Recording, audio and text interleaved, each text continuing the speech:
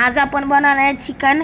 त्यासाठी मी चिकन स्वच्छ धुवून घेतले, मग त्यात हळद मीठ लावून घेतल्या। मग एका पॅनमध्ये मी 2 पळी तेल टाकलं,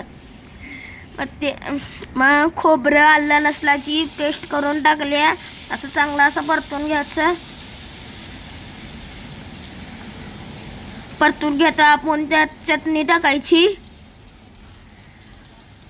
गरम मसाला टाकायचा, मग असं हलवून घ्यायचं।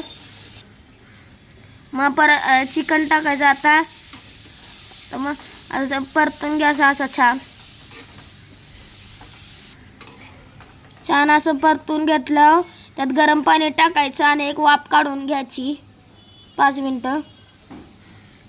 आता हे बघा आपण गरम पाणी टाकलंय। आता आपण त्या झाकण लावूया। तर बघा आपण झाकण लावतो। आता बघा आपलं चिकन शिजून झालंय।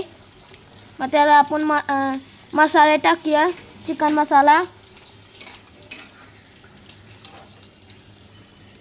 बघा आता असं परतून घ्यायचं आपण। आता हे बघा आमचं चिकन रेडी झालंय। आमच्या मम्माच्या चॅनलला लाईक आणि सबस्क्राईब करा, असंच तुम्हाला नवीन रेसिपी बघायला भेटेल।